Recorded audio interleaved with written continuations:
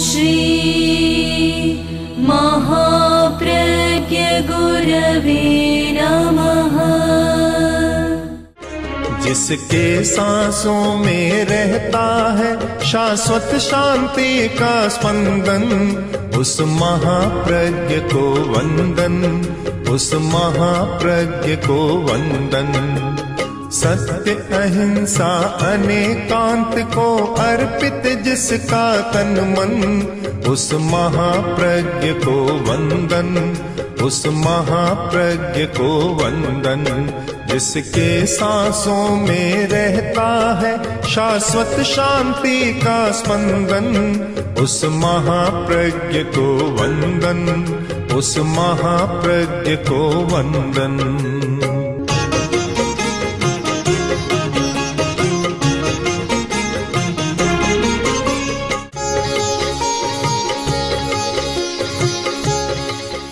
शब्दों का व्यापार बहुत चलता है।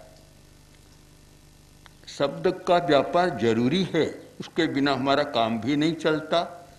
किंतु कोरा शब्द चले और कोर्स पूरा न हो तो दवा भी काम नहीं करती। कुछ दवाएं एकल होती है, एक दवा से ही काम होता है। कुछ दवाओं में मिश्रण होता है। आयुर्वेद का एक प्रसिद्ध शब्द है त्रिफला। 3 चीजें मिलती है तब एक दवा बनती है। हड़े, बेहड़ा, आंवला तीनों मिलते हैं तब त्रिफला। दूसरा शब्द आयुर्वेद का त्रिकटु। 3 कटु चीजें मिलती है, सौंठ, मिर्च, पीपल और काली मिर्च, तब त्रिकटु बनता है। तो मैं समझता हूं धर्म के क्षेत्र में भी एक त्रिफला बनाने की जरूरत है। जैसे वैद्य लोग त्रिफला बनाते हैं और त्रिफला का बहुत गुणगान करते हैं, बहुत सारी बीमारियां मिटती भी है। तो धर्म के क्षेत्र में एक त्रिफला की जरूरत। अभी एक फला चल रही है, श्रुति ज्यादा चल रही है, शब्दों का व्यापार ज्यादा हो रहा है। त्रिफला में 3 फल मिलेंगे, जैसे हड़े, बेहड़, आंवला, वैसे श्रुति, श्रद्धा और आचरण 3 मिलेंगे। पहला है श्रुति। ये तो बहुत चल रहा है, बहुत चल रहा है। श्रुति लोग बहुत सुनते हैं, शब्दों का व्यापार भी बहुत चलता है, सुनाने वाले भी बहुत सुनाते ही चले जाते। मुझे तो पता चला कि कुछ लोग आते हैं, धर्म के लोग 3-3 घंटा प्रवचन करते हैं। मैं तो सुनते ही थक जाता हूँ। 3 घंटा कैसे प्रवचन करेंगे? और सुनने वाले भी कैसे सुनेंगे? 3 घंटा सुन सके उतनी एकाग्रता कहाँ से आएगी? फिर अलसाते हैं, उठते हैं, बैठते हैं, शरीर को मरोड़ते हैं, बातें करते हैं, सब कुछ चलता है और प्रवचन भी 3 घंटा चलता है। अगर काम की बात कहनी हो तो आधा घंटा काफी है, और ज्यादा खींचे तो 1 घंटा। इससे ज्यादा तो फिर बोलना न वक्ता के साथ न्याय और न श्रोता के साथ न्याय। इतनी एकाग्रता कहाँ रही? जब एकाग्रता पर विचार किया, बहुत गहराई से शोध की आचार्यों ने, अनुसंधान किया, चिंतन किया, तो कहा कि 48 मिनट तो फिर भी आदमी एकाग्र रह सकता है। आ मुहूर्तम 48 मिनट एक धारा पर आदमी चल सकता है, चिंतन कर सकता है, रह सकता है। 48 मिनट के बाद चिंतन की धारा बदल जाएगी। इसलिए एक सामान्य नियम कर दिया कि ध्यान करो तो 48 मिनट काफी है, बस एक साथ। फिर बदल दो, विषय बदल दो, धारा बदल दो। प्रेक्षा कर रहे हो तो फिर अनुप्रेक्षा शुरू कर दो। श्वास का प्रयोग कर रहे हो तो फिर कोई दूसरा प्रयोग शुरू कर दो। 48 मिनट तक अगर हम साध लें तो बहुत बड़ी बात है। इससे लंबा खींचने का प्रयत्न न करें। तो 45 मिनट 48 बोलना काफी है। शायद कॉलेजों में और पीरियड भी रहते हैं तो आधा घंटा से 45 मिनट का एक पीरियड हो जाता है, तब तो ठीक है। और 3 घंटा एक ही विषय पर पढ़ाता चला जाए तो या तो प्रोफेसर नहीं मिलेगा या प्रोफेसर को विद्यार्थी नहीं मिलेगा, दोनों में से एक बात हो जाएगी। तो अगली बात को हमें पकड़ना चाहिए। कोरी श्रुति नहीं, कोरा सुनना नहीं और कोरा बोलना नहीं। अगला फल है हड़े के साथ बेहड़ा, वह फल है श्रद्धा। उसके प्रति हमारी श्रद्धा पैदा होनी चाहिए। श्रद्धा के बिना आचरण नहीं होता। आचरण का सीधा संबंध ज्ञान से नहीं है, बीच में है श्रद्धा। ज्ञान है और श्रद्धा नहीं है तो उसका आचरण नहीं हो सकता। आज बहुत लोग कहते हैं कि हमारे बड़े बड़े लोगों की कथनी और करनी एक नहीं है। कैसे होगी? मूल विषय पर हमारी श्रद्धा नहीं है। जब तक श्रद्धा नहीं होती तब तक कोई आचरण अच्छा हो नहीं सकता। मैं आपको एक और बात सुनाऊं कि जापान का एक व्यक्ति, बहुत धनी आदमी था, उसने एक बार भोज किया। हातिम ताई नाम था। भोज किया और ऐसा शाही भोज किया कि बड़े बड़े लोग उसमें आए, पर वह इतना स्वावलंबी था कि खुद कुछ भी नहीं, सारा का सारा अपना काम खुद। एक बार लोगों ने पूछा कि हातिम ताई, आपने अपने से ज्यादा कोई स्वावलंबी आदमी देखा है क्या? उसने कहा, एक आदमी को देखा है। देखा है? कब देखा?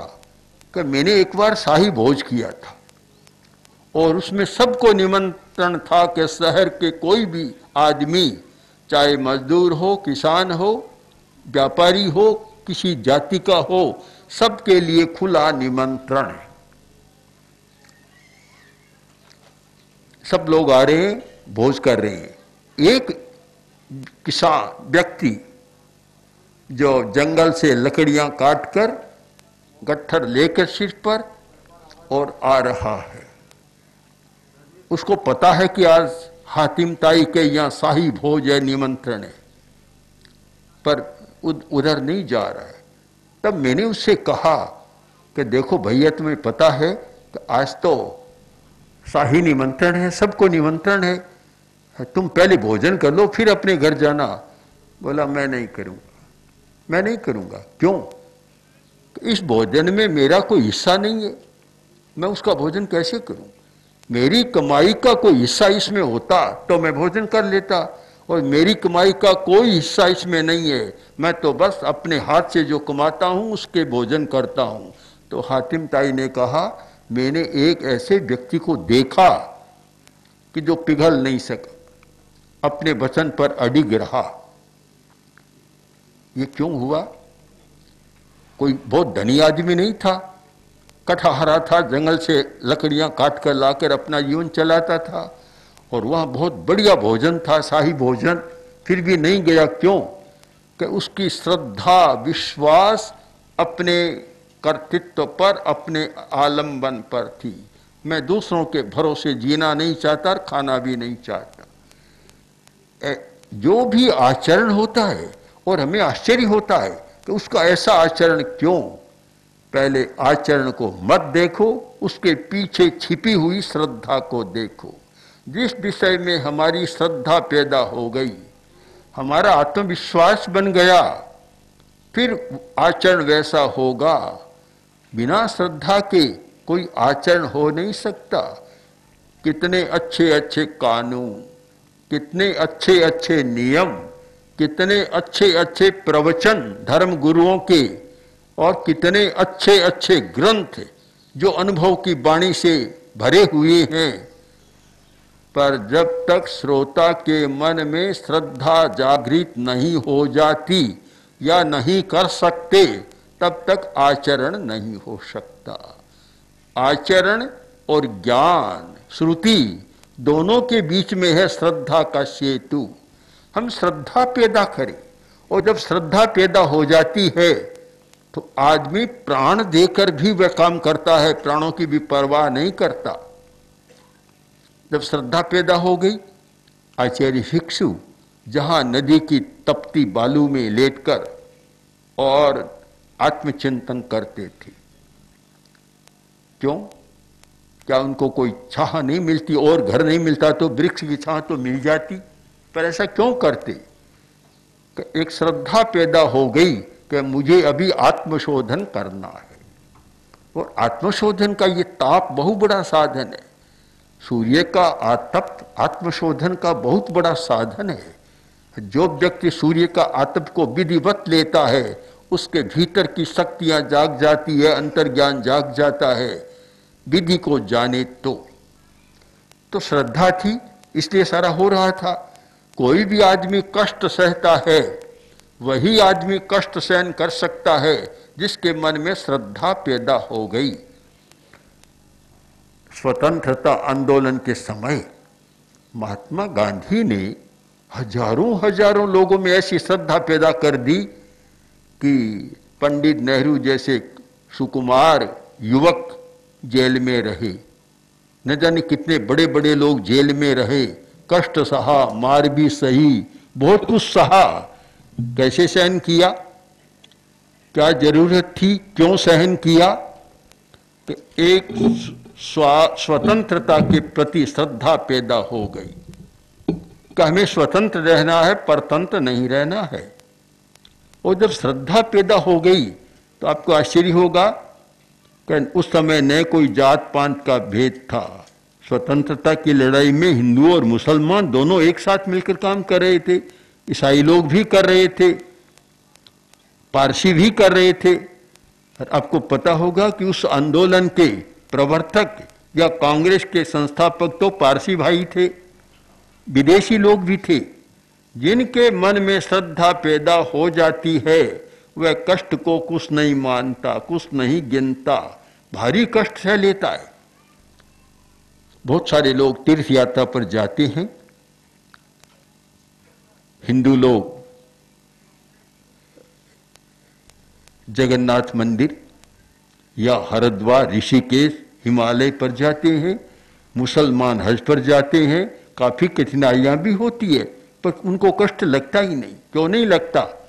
क्या श्रद्धा है, वहां श्रद्धा जुड़ी हुई है, इसलिए हजारों कष्ट सह लेते हैं। मैं देखता हूं, मुझे भी आश्चर्य होता कि हमारे साथ यात्रा में लोग चल रहे हैं, हमें तो मकान मिल जाता और वे लोग टेंटों में रहते। कितनी धूप! मैं उन भाइयों को जानता हूं जो बढ़िया बढ़िया मकानों में रहने वाली, एसी में रहने वाली, उन टेंटों में रहती, कितनी धूप। हम पूछते बहुत बार कि आपको बड़ी कठिनाई का? नहीं, बड़ा आनंद है, कठिनाई है ही नहीं। तो मानो झूठ बोल रही है, झूठी बोल रही है कि सामने तो कठिनाई, इतनी गर्मी, टेंट में रहना, और फिर कहते नहीं कोई कष्ट नहीं, आनंद है। तो मान ले झूठ बोल रही है, पर झूठ नहीं बोलती है, झूठ नहीं बोलती है, क्योंकि श्रद्धा इतनी प्रबल है कि वह कष्टानुभूति होती नहीं, उन्हें पता ही नहीं लगता कोई कष्ट हो रहा है। मैंने इन मुमुक्षुओं से पूछा कि तुम इतनी पैदल चलती हो, कष्ट नहीं होता? कि नहीं, कष्ट नहीं, बड़ा आनंद होता है। चाहे मुमुक्षु से पूछे, चाहे समणियों से पूछे, चाहे साधु साध्यों से पूछे, किसी से पूछे, जिसकी श्रद्धा थोड़ी कमजोर है वह तो कहेगा हाँ थोड़ी बहुत कठिनाई तो होती है थोड़ी कठिनाई। श्रद्धा कमजोर है तो, श्रद्धा मजबूत है उसका उत्तर एक ही होगा कि नहीं, हमें कोई कठिनाई नहीं हो रही है। तो हम ये एक निर्णय करें कि ज्ञान और आचरण दोनों के बीच में जब तक हम श्रद्धा को पैदा न कर दें, श्रद्धा का सेतु न बना दें, तब तक ज्ञान ज्ञान रहेगा, आचरण आचरण रहेगा, ज्ञान आचरण नहीं बनेगा, दोनों अलग थलग रहेंगे। इसलिए आदमी बहुत जानते हैं, जितना जानते हैं अच्छाइयों के बारे में बहुत लोग जानते हैं, और ये बड़े बड़े लोग कहलाने वाले तो बहुत जानते हैं पर करते इतना भी नहीं। क्यों? कि कोसा जानते हैं, उनमें श्रद्धा नहीं। एक बहुत आवश्यकता है कि हम जनता में श्रद्धा पैदा कर सकें। और कुछ लोग कहते हैं कि आप जनता को छोड़ दो, 500 आदियों में श्रद्धा पैदा कर दो तो हमारे देश का कल्याण हो जाए। उनको विश्वास है, उनमें श्रद्धा नहीं है। अगर श्रद्धा हो तो जो आश्वासन जनता को दिए जाते हैं उनके क्रियान्वित होने में कोई कठिनाई नहीं होती। पर श्रद्धा नहीं है और उसके बिना स्थिति यह बनती है कि कहीं तो रोटी नहीं है, कहीं पानी नहीं है और कहीं डॉक्टर नहीं है, कहीं और कुछ नहीं है। हॉस्पिटल है तो डॉक्टर नहीं है, खाली पड़ा है। नल है तो पानी नहीं है। एक कोई नेता ने चुनाव के समय कहा था कि मुझे जिता दो, मैं पानी ला दूंगा। पूरे 5 वर्ष बीत गए, पानी नहीं आया। नल दगा दिए, पानी नहीं आया। दूसरी बार फिर खड़ा हुआ, बोला मुझे जिता दो, इस बार पानी ला दूंगा। तो आपने आश्वासन तो पहले ही दिया था कि देखो मैं इस बार 5 समय में तो नल ले आया, इस बार जिता दोगे तो पानी भी ले आऊंगा। श्रद्धा कैसे पैदा हो, बहुत बड़ी अपेक्षा है। और उन लोगों में जो अग्रणी है, समाज के मुखिया है, राज्य शासन के मुखिया है या धर्म के मुखिया है, उनमें श्रद्धा कैसे पैदा हो, एक बड़ा प्रश्न है। इस पर खोज भी होनी चाहिए, प्रयोग भी होना चाहिए और कुछ काम होना चाहिए कि हम विश्वास कैसे पैदा, श्रद्धा कैसे पैदा कर सकें। श्रद्धा पैदा हो गई तो फिर ज्ञान आचार में बदल जाएगा, कोई ज्यादा देरी नहीं लगेगी। समस्या ज्ञान की नहीं है, समस्या आचरण की नहीं है, समस्या है श्रद्धा की। इसीलिए आचार्य भिक्षु ने लिखा था कि समकित धर थोड़ला, समकित धर थोड़ला, यानी श्रद्धा को प्राप्त करने वाले लोग बहुत थोड़े हैं। शायद इसीलिए श्रद्धा पर इतना बल दिया गया कि श्रद्धा करो। जब तक श्रद्धा का चरम बिंदु नहीं बनता तब तक आचरण उसको नहीं छूता। श्रद्धा का इतना गहन बिंदु बन जाए तो फिर आचरण में देरी नहीं लगेगी। तो हम आज की समस्या पर विचार करें कि आदमी को नैतिक होना चाहिए। 1 वर्ष में इस विषय में जितने भाषण होते हैं, अगर उन सबको इकट्ठा किया जाए तो 2, 4, 5 महाग्रंथ बन जाएंगे या एक विश्वकोश बन जाएगा। इतने भाषण होते हैं नैतिकता के बारे में। पर जितने भाषण होते हैं अनैतिकता उतनी बढ़ती चली जाती है। सरसा का मुंह उतना ही लंबा चौड़ा होता चला जाता है। क्यों? कारण क्या है? आज बुराई, अपराध, भ्रष्टाचार के बारे में जितना समाचार पत्रों में छपता है और जितने प्रवचन होते हैं, इकट्ठा करो महाग्रंथ बन जाएगा। फिर भी भ्रष्टाचार लोग कहते हैं बढ़ता जा रहा है, अनैतिकता बढ़ती जा रही है, अपराध बढ़ते जा रहे हैं, हिंसा बढ़ती जा रही है, आतंक और उपद्रव बढ़ते जा रहे हैं, उग्रवाद बढ़ता जा रहा है। क्यों? हमारे शब्दों में इतनी ताकत नहीं कि इनको रोक सके। बहुत स्पष्ट हमें मान लेना चाहिए कि शब्दों में इतनी ताकत नहीं है कि हम बुराई को रोक सके। बुराई को रोकने की ताकत समाज में कब पैदा होगी? कि समाज में कोई एक श्रद्धा पैदा हो जाएगी, एक संकल्प पैदा हो जाएगा, तो फिर बदल सकता है आदमी। संकल्प की शक्ति, श्रद्धा की शक्ति इतनी प्रबल है कि फिर बुराई, अपराध, हिंसा बढ़ नहीं सकते, आगे नहीं चल सकते। तो हमारे सामने भी प्रश्न है, आपके मन में भी प्रश्न होना चाहिए, पूरे समाज के मन में प्रश्न होना चाहिए, जो समाज का मुख्य है उसके सामने भी प्रश्न होना चाहिए कि हम अच्छाई के प्रति, नैतिकता के प्रति श्रद्धा कैसे जागृत करें, कैसे करें। आचार्य तुलसी ने एक बार कहा था कि अनुव्रत की आचार संहिता तो बहुत अच्छी है और सब लोग कहते हैं अच्छी है। कोई भी शायद ऐसा नहीं मिला जो ये कहे कि अनुव्रत की आचार संहिता अच्छी नहीं है, फिर भी उसका पालन नहीं हो रहा है। कारण कि उसके प्रति श्रद्धा पैदा नहीं हो रही है। श्रद्धा पैसे के प्रति हो रही है, पैसे के प्रति बहुत श्रद्धा है। जितनी श्रद्धा पैसे के प्रति, धन के प्रति, पदार्थ के प्रति और सुविधा के प्रति है, उसका अल्पांश भी अगर आचरण के प्रति श्रद्धा पैदा हो जाए तो शायद काया पलट हो सकता है। वहां श्रद्धा पक्की जमी हुई है। और ऐसी गाढ़ श्रद्धा, बड़ों की तो बात छोड़ दूं, छोटा बच्चा आता है और हमारे पास एक पेंसिल पड़ी है, बच्चा नमस्कार बाद में करता है, पहले पेंसिल को उठाता है और फिर इतनी मुट्ठी कड़ी कर लेता है कि माता पिता कहे भी छोड़ दे तो भी नहीं छोड़ता, क्योंकि पदार्थ के प्रति उसके मन में गहरी श्रद्धा है। नमस्कार तो कहने से करता है, माता कहती, पिता कहते हैं वंदना करो, नमस्कार करो, उनके कहने से करता है। और पेंसिल लेने में उसकी गहर स्वयं श्रद्धा है, अपने आप उठा लेगा, घड़ी है तो अपने आप उठा लेगा। बच्चे का सीधा ध्यान पदार्थ पर जाता है, क्योंकि पदार्थ के प्रति आकर्षण है, श्रद्धा है। जिसके प्रति आकर्षण है वहां श्रद्धा पैदा हो जाती है। आचरण के प्रति हमारा आकर्षण कहाँ है, नैतिकता के प्रति हमारा आकर्षण कहाँ, आकर्षण नहीं है तो फिर श्रद्धा पैदा नहीं होती। बहुत लोग पूछते हैं इतने धर्म के प्रवचन होते हैं, अभी इन दिनों में भी कई पत्रकारों ने पूछा कि इतने प्रवचन होते हैं फिर भी आदमी नहीं बदल रहा है। मैंने कहा अगर शब्दों से, प्रवचनों से बदलता तो राष्ट्र का कायाकल्प हो जाता। ये बदलने की प्रक्रिया नहीं है, हम बदलने की प्रक्रिया को नहीं जानते, इसलिए हमारा प्रश्न पैदा होता है कि आदमी क्यों नहीं बदल रहा है। बदलने की प्रक्रिया अलग है, बदलने की प्रक्रिया है जब पूरा कोर्स करें, पूरा कोर्स, चाहे आयुर्वेद का लें, चाहे एलोपैथी का लें, चाहे होम्योपैथी का किसी का लें, पूरा कोर्स। होम्योपैथी के डॉक्टर भी कहते हैं कि एक दवा लो, आज लो, तेज है तो 2 महीना बाद लो, पूरा कोर्स करो ठीक हो जाएगा। आयुर्वेद का भी यही कालावधि के साथ जुड़ा हुआ है और डॉक्टर का तो बहुत जुड़ा हुआ है। मैंने स्वयं सुना एक मुनि ने, जो मलेरिया था और डॉक्टर ने कहा कि ये 10 गोलियां, रिसोचिन की 10 गोलियां का पूरा कोर्स आपको करना है, 10 दिन गोलियां लेनी है।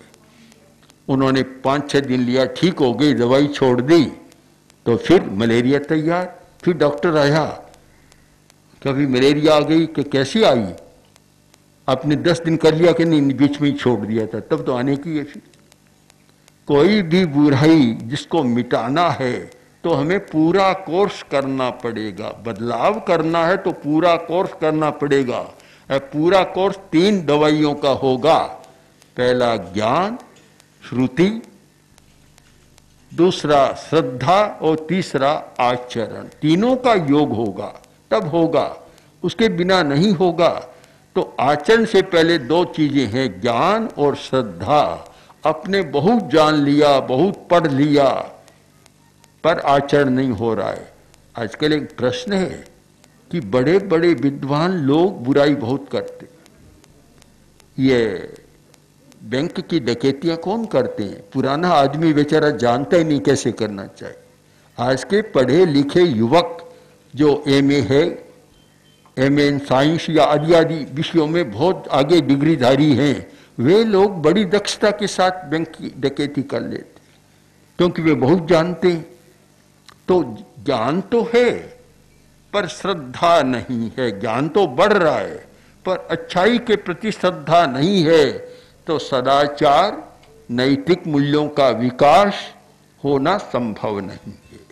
इसलिए श्रद्धा के बारे में खोज करने की एक प्रेरणा हमारे मन में जागे, और ये प्रेरणा जागेगी और श्रद्धा के बारे में हम खोज करेंगे तो संभव है कि सदाचार, आचरण की सुविधा हमें हो जाए। इसलिए सब लोग थोड़ा थोड़ा चिंतन करें कि श्रद्धा का बीज अंकुरित कैसे हो। ओम श्री महाप्रज्ञ गुरवे नमः। ओम श्री महाप्रज्ञ गुरवे नमः। ओम श्री महाप्रज्ञ गुरवे